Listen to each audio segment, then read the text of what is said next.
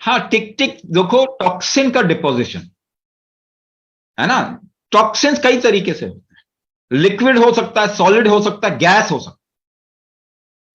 हमारे शरीर में अगर डाइजेशन नहीं होगा तो क्या होगा? फर्मेंटेशन। दोनों अलग अलग चीजें, सड़ना और पचना दोनों अलग अलग चीजें। अगर पचेगा नहीं तो सड़ेगा। पचने के लिए आपके गट का माइक्रोबायोटा बिल्कुल ठीक होना चाहिए, यानी कि वहां पे जो पचाने का काम कौन करता है? आप ही नहीं करते, छोटे छोटे कीटाणु, माइक्रो ऑर्गेनिज्म करते हैं आपके पेट में।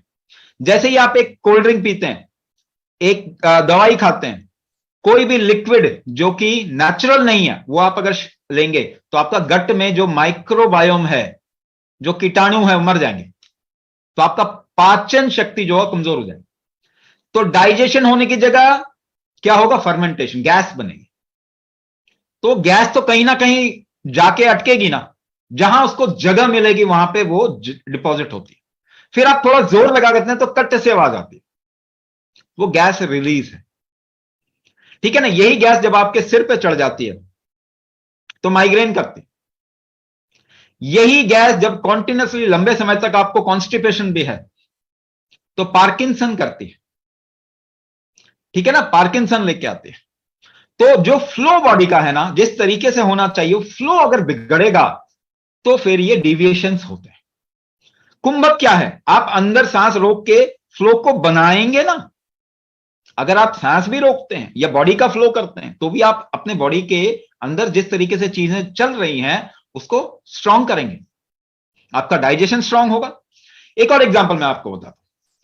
एक छोटे बच्चे को या फिर जवान इंसान को टच करिए, छू के देखिए, और एक बूढ़े इंसान को छू के देखिए, क्या फर्क नजर आएगा दोनों में? एक जवान इंसान का जो शरीर होता गर्म होता ज्यादा, या बच्चे का शरीर गर्म आपको मिलेगा। एक बूढ़े इंसान का शरीर ठंडा होता। तो उम्र जब आगे बढ़ी तो क्या चीज खो दिया इंसान ने? इसे कहते हैं जठराग्नि, गार्हपत्य अग्नि, या फिर इसे मेटाबॉलिक हीट कहते हैं, चीजों को पचाने की क्षमता। इसीलिए उम्र बढ़ते बढ़ते चीजों को पचाने की क्षमता कमजोर होती जाती है और हमारा डाइट जो है वो कम होता जाता है। पर आजकल हम उसको किसी ना किसी तरीके से जबरदस्ती बढ़ा के रखते हैं, वो भी एक प्रॉब्लम है। मगर मेटाबॉलिक हीट, अब एक काम कीजिए, एक्सपेरिमेंट कह रहा हूं करने के लिए। कभी बैठे हो आराम से, सांस को रोकिए जितनी आपकी क्षमता है, जितना आराम से रोक सकते हैं, और फिर सांस को छोड़िए। ऐसा आप 10 मिनट के लिए कीजिए, है ना। आप देखेंगे आपको पसीना आने लग जाए, आपका शरीर गर्म हो जाएगा। तो आपने तो कोई एक्सरसाइज नहीं की। तो ये जो सांस आपने रोका, इससे हुआ क्या?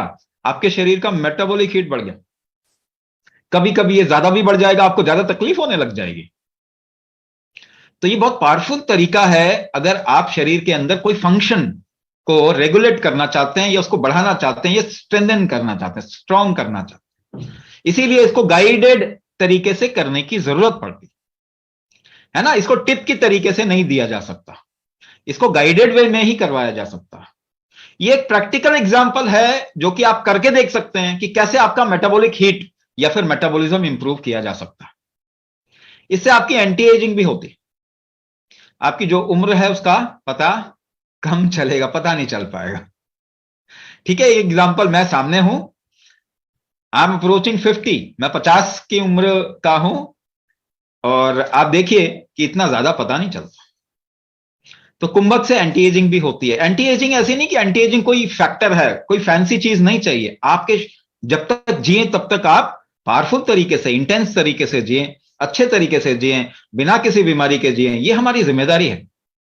उम्र तो हमेशा खत्म ही होती है और उसको खत्म भी होना चाहिए, लेकिन एज जो भी, जितना भी आपका जीवन हो, वो बहुत ही पावरफुल हो, बहुत ही सेटिस्फैक्शन वाला हो, और बहुत इंटेंस हो। आप कुछ कंट्रीब्यूट कर पाए इस दुनिया के लिए, ये जरूरी है। ये सबके लिए, ये जिम्मेदारी सबको लेनी चाहिए, और कुंभक वो चीज आपको 100% देगा।